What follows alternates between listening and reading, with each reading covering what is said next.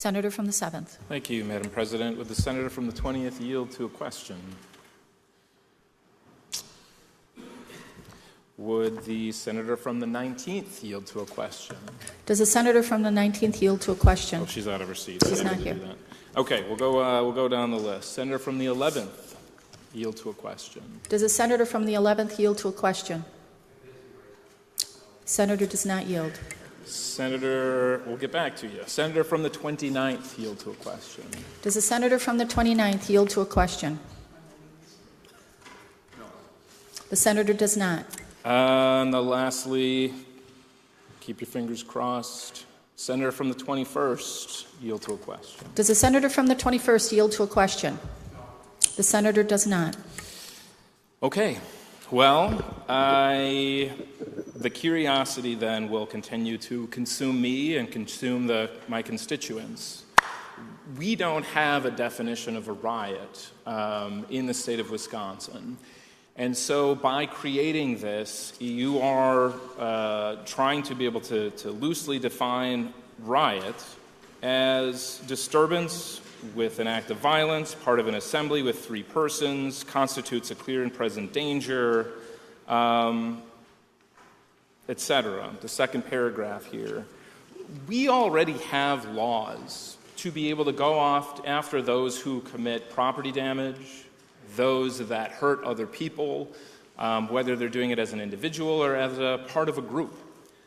What this bill seems to do, and I'm curious as to why you think it's necessary to go after the freedom of association that we have as Americans, to say anybody that is in the locality of another person who decides to take that extra step, whether willfully or whether mistakenly, and cause property damage or accidentally hurt somebody.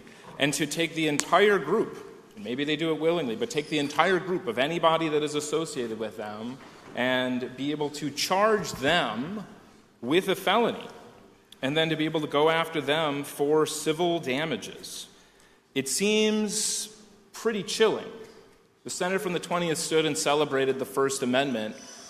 This bill would drive a stake through the heart of the First Amendment by saying that if you're in a group, it says a minimum of 3, but you could be a group of hundreds. And so therefore you could have somebody on one side of this group of thousands who gets mad or is a troublemaker put in there to try and cause a disturbance and decides to launch a brick through a window. Buy this and then take off. And then by definition, anybody who is there is now guilty by association and could be gone after with civil action. What problem is this seeking to solve? Is the question that I have. We already have the ability to be able to go after these folks. This just seems to criminalize freedom of association. And further, it's not just that piece. It is the next piece that says the determination of the law enforcement agent cannot be questioned by an elected authority other than the law enforcement agency. And if that wasn't chilling enough to then be able to say, have somebody who, in the heat of the moment, decides to go after protesters and starts cracking skulls with their club, to then say that person is exempt and cannot be held liable. They cannot be demoted in that situation. I'm wondering what the disincentive is for a law enforcement agent to just go buck wild on protesters as soon as there is one sign of property damage or one sign of violence. I'm wondering what they think the repercussions will be as if they escalate this situation to something where they are the ones who caused the riot. We ended up dealing with this hypothetical in a real-world situation in my community back in June of 2020, where an officer fell over while on the street during a peaceful protest in a nearby officer saw that person fall and in the aftermath thought like, oh, somebody must have knocked him down. Game on. And started to push back and going so far as to launch tear gas into the peaceful crowd. To be clear, nobody pushed the officer fell, as camera footage would later show. But in the immediate aftermath, the police chief, who was thankfully demoted afterwards, with a straight face went up to the mics and said, "We have a Molotov cocktail that somebody threw at us." When asked to produce this Molotov cocktail, the police chief refused, said, "It's in the lab. It's being tested." And so these peaceful protesters who were canistered with something that is frankly not allowed in war, is considered a war crime,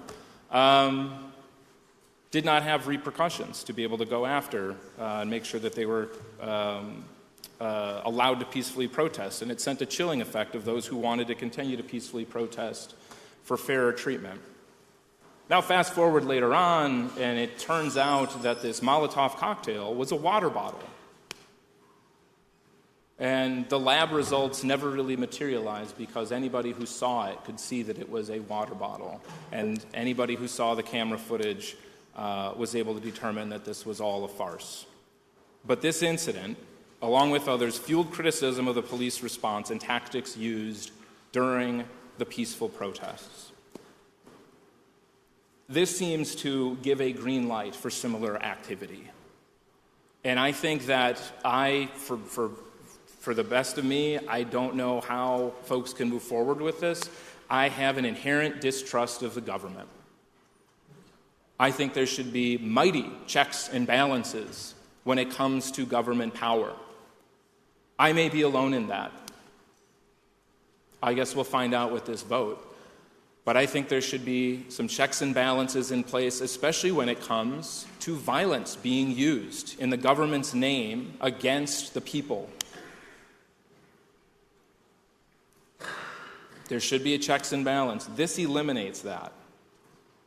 If you are coming here for the first time and you hadn't had a chance to read on it, if your name is not, or that your district number is not one of those that I was asking a question to, I encourage you to read this and realize that this is a purposeful chilling effect for those who are exercising their freedom of association. This definition would require only 3 people in a group, only one of whom needs to engage in a violent action or damage to property. In other words, this is from some of the testimony, 3 children acting together and one decides to throw a rock on a dare from the others, which breaks a window, it is a riot under the definition of this statute. But the statute goes even further, if passed. A threat to riot is also a crime. So a child saying to another child, "I dare you to throw a rock through the window." Well, even if the rock is never thrown, and then it goes further yet to say that that is inciting, that dare, a crime inciting, is urge, promote, organize, encourage, or instigate other persons. Tell me how that falls under the freedom of speech. Dissent is patriotic, and I think especially now where we are seeing peaceful protesters targeted by an authoritarian who wants to act tough by sending in the military for the first time since the Jim Crow era against peaceful protesters, is a heck of a time to be able to say, take your freedom of speech, take your freedom to be able to gather and to protest and bring your grievances to your government and say that we are going to criminalize that activity and send a chilling effect. I get dissent can be tough. I get that sometimes you don't like to hear that you are wrong, but that is the right of our citizens. So I would hope that we would vote against this. And this is just for the state of Wisconsin. not even bringing into effect what happened nationally on January 6th, 2020, and the repercussions of that. And suffice it to say, I don't believe that our governor ever even went so far as to pardon anybody who committed any violence or committed any types of property damage in that time. So, if you are looking to stand on a soapbox and try and make a point, I would start with your own party.